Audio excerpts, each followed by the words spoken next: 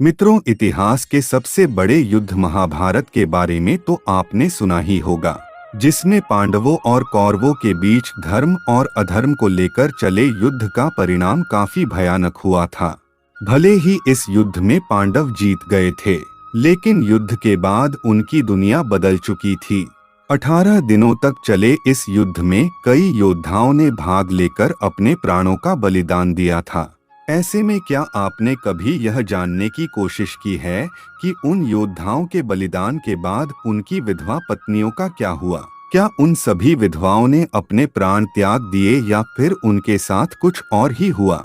अगर आप भी इन सभी सवालों का जवाब जानना चाहते हैं तो बने रहिए वीडियो के अंत तक।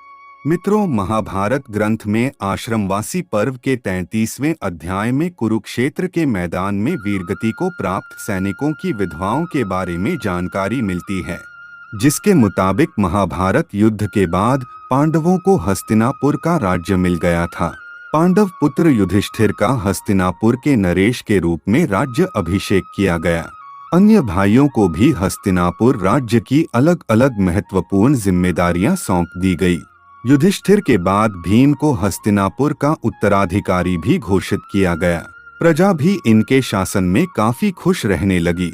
पांचों पांडव अपनी जिम्मेदारियों को निभाने के साथ साथ ज्येष्ठ पिता धृतराष्ट्र, अपनी बड़ी मां गांधारी और अपनी माता कुंती की सच्चे मन से सेवा किया करते थे। पांडवों की सेवा से धृतराष्ट्र और गांधारी समय के साथ अपने पुत्रों के शोक से बाहर आ गए और इसी तरह 15 साल का समय बीत गया। लेकिन एक दिन अचानक धृतराष्ट्र के मन में राजमहल छोड़कर वन में जाने की इच्छा हुई। इसके बाद उन्होंने युधिष्ठिर के सामने अपनी इच्छा को प्रकट करते हुए कहा कि हे युधिष्ठिर, अब हमारा मन राजमहल में नहीं लगता, इसलिए हम बचा हुआ जीवन वन में बिताना चाहते हैं। तुम हमें वन में जाने की आज्ञा दो।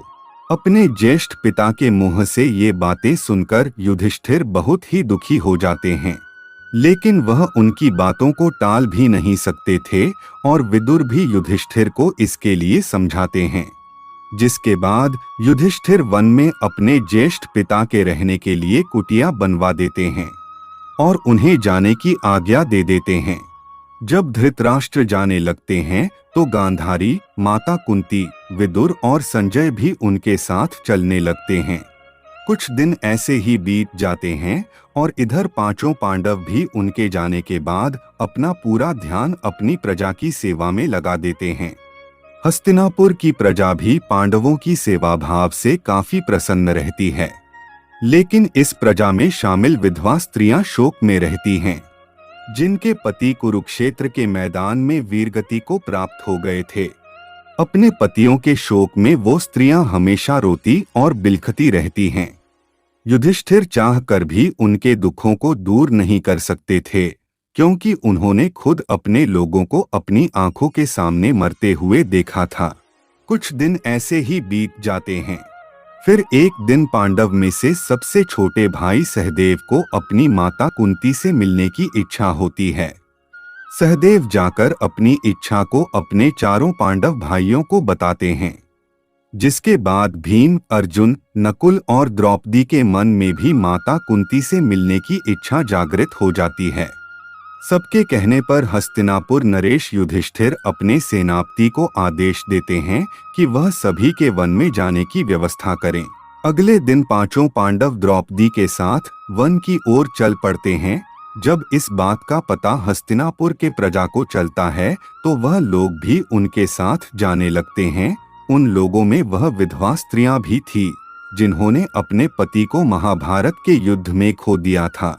वन में जाकर पांचों पांडव उस आश्रम में जाते हैं जहां धृतराष्ट्र, गांधारी, माता कुंती, विदुर और संजय सभी निवास कर रहे थे और हस्तिनापुर निवासी उसी आश्रम के आसपास अपना डेरा जमा लेते हैं।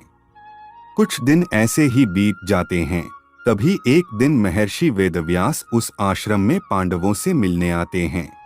पांडवों से मिलने के बाद जब वह आश्रम से बाहर निकलते हैं तो उनकी नजर हस्तिनापुर के उन विधवाओं के ऊपर पड़ती है जो अपने पति के शोक में विलाप कर रही होती हैं।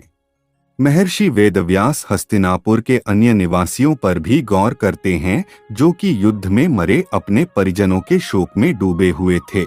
यह देखकर महर्षि वेदव्यास को बहुत दुख होता है।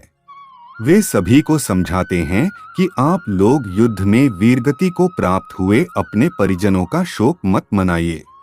वह सभी जिस लोक में हैं, वहां वह सुखी पूर्वक रह रहे हैं और वह वहां काफी प्रसन्न भी हैं। लेकिन महर्षि वेदव्यास द्वारा समझाने के बाद भी विधवा स्त्रियों और प्रजा पर कोई असर नहीं हुआ और वो अभी भी शोक में रहते हैं। तब महर्षि वेदव्यास उन सभी से कहते हैं कि अगर आप लोगों को मेरी बातों पर यकीन नहीं है तो मैं आज आपको इसका भी यकीन दिला दूंगा। आज रात को मैं आप सभी को आपके परिजनों से मिलवा दूंगा। महर्षि के मुंह से यह बात सुनकर पांडव सहित हस्तिनापुर की प्रजा के चेहरे पर एक चमक आ जाता है और वह सभी अपने परिजनों से मिलने के लिए बहुत ही ज्यादा उत्साहित हो जाते हैं। जिस आश्रम में वो रहते थे उस आश्रम के पास गंगा नदी का तट था। महर्षि वेदव्यास के कथन के अनुसार शाम के समय सूर्यास्त होने से पहले सभी लोग गंगा नदी के तट पर अपने परिजनों से मिलने पहुंच जाते हैं। उसके बाद महर्षि वेदव्यास अपने तपोबल से महाभारत युद्ध में मारे गए सभी योद्धाओं को वहां पुकारते हैं। महर्षि वेदव्यास के तपोबल से सभी योद्धा एक एक करके गंगा नदी से बाहर निकलते हैं और अपने मृत परिजनों को एक बार फिर से अपने सामने देखकर पांडव सहित हस्तिनापुर के सभी निवासी बहुत प्रसन्न हो जाते हैं। सभी अपने परिजनों से मिलते हैं, उनसे बातें करते हैं और उनके साथ थोड़ा समय बिताते हैं, जिसके बाद उन्हें इस बात पर यकीन हो जाता है कि उनके परिजन इस लोक से मुक्ति पाकर अपने अपने लोकों में खुश हैं। यह बात जानने के बाद सभी के मन में अपने परिजनों को लेकर जो शोक था वह समाप्त हो जाता है। कुछ समय बीतने के बाद युद्ध में मारे गए सभी योद्धा एक एक करके गंगा जल में डुबकी लगाकर अपने अपने लोक चले जाते हैं। उनके वापस जाने पर जो विधवा स्त्रियां रहती हैं वह वापस से दुखी हो जाती हैं। यह देख महर्षि वेदव्यास विधवा स्त्रियों से कहते हैं कि जो स्त्रियां अभी भी दुखी हैं और अपने पति के साथ उस लोक में जाना चाहती हैं, वह गंगा के इस पवित्र जल में डुबकी लगाकर अपना जीवन त्यागने के बाद जा सकती हैं। महर्षि के मुंह से यह बातें सुनकर सारी विधवा स्त्रियां तुरंत गंगा के जल में डुबकी लगा देती हैं और अपने जीवन का त्याग करके अपने अपने पति के लोक में चली जाती हैं। मित्रों, महाभारत की घटना अपने आप में हैरान कर देने वाली एक अद्भुत घटना है। चचेरे भाइयों के बीच हुए महाभारत रूपी इस भयंकर युद्ध के लिए बहुत से लोग द्रौपदी को दोष देते हैं, तो कुछ कौरवों के अहंकार और लालच को इस युद्ध की वजह मानते हैं। वहीं कुछ ऐसे भी हैं जिनका कहना है कि शकुनी की वजह से महाभारत के इस युद्ध की पृष्ठभूमि का निर्माण हुआ। खैर जो भी हो, लेकिन इस भयंकर युद्ध में लाखों की संख्या में मौत हुई और साथ ही पूरे कुरुवंश का विनाश हो गया। मित्रों, कहा जाता है कि महाभारत युद्ध के बाद हस्तिनापुर पर पांडवों ने 36 वर्षों तक राज किया। इस बीच गांधारी के श्राप की वजह से यादव वंश का वजूद भी लगभग खत्म हो गया और एक शिकारी का तीर गलती से भगवान कृष्ण के पैर में लग गया, जिससे उन्होंने अपना देह त्याग दिया और उसके बाद वह बैकुंठ लौट गए। कहा जाता है कि भगवान कृष्ण के बैकुंठ लौटने के बाद ऋषि वेदव्यास आकर अर्जुन को इस बात की सूचना देते हैं और बताते हैं कि उनके और उनके भाइयों के जीवन का उद्देश्य भी अब पूरा हो गया है। जिसके बाद युधिष्ठिर अपने बड़े पौत्र परीक्षित को हस्तिनापुर का राजकाज सौंपकर अपने सभी भाइयों और द्रौपदी के साथ हिमालय की ओर निकल पड़ते हैं ताकि वे लोग मोक्ष को पा सके। लेकिन रास्ते में एक एक कर सारे पांडवों की मृत्यु हो जाती है। सबसे पहले द्रौपदी की मृत्यु होती है और सबसे आखिरी में भीम की। इन सब की मृत्यु उनके अभिमान, उनकी अभिलाषा और उनकी इच्छाओं की वजह से होती है। लेकिन कहा जाता है कि युधिष्ठिर ही अकेले ऐसे पांडव थे जिनको किसी भी बात का अभिमान नहीं था, इसलिए वे अपने शरीर के साथ स्वर्ग पहुंच पाए थे। लेकिन दोस्तों, आपको यह जानकर हैरानी होगी कि युधिष्ठिर के स्वर्ग पहुंचने के थोड़े देर बाद ही उनके चारों भाई और द्रौपदी भी स्वर्ग पहुंच जाते हैं।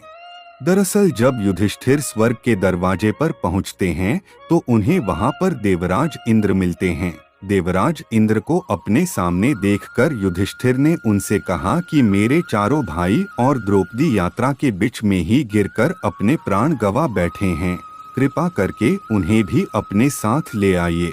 इसके बाद इंद्र ने बताया कि इनके भाई और द्रौपदी उनसे पहले ही अपना शरीर त्याग कर स्वर्ग पहुंच चुके हैं, लेकिन सिर्फ आपको ही अपने शरीर के साथ स्वर्ग आने का मौका मिला है। दोस्तों, ऐसा करने के पीछे भी एक वजह थी। जब महाभारत का युद्ध चल रहा था तब द्रोणाचार्य पांडवों और उनके सेना पर भारी पड़ रहे थे। तब युधिष्ठिर ने उनके बेटे अश्वत्थामा के मौत की झूठी खबर दी थी, जिससे द्रोणाचार्य हथियार डाल दिए थे और तब उनका वध किया जा सका था। दोस्तों, इसी वजह से युधिष्ठिर को अपने भाइयों से अलग होकर स्वर्ग जाना पड़ा था और इसी वजह से देवराज इंद्र ने युधिष्ठिर को कुछ पल के लिए नर्क में भी भेजा था और नर्क में युधिष्ठिर को अपने भाइयों और द्रौपदी के रोने की आवाज भी आती थी। तो मित्रों, ये था महाभारत के बारे में कुछ रोचक जानकारी जिसके बारे में बहुत कम लोग जानते हैं। वीडियो और लाइक और शेयर जरूर करें। धन्यवाद।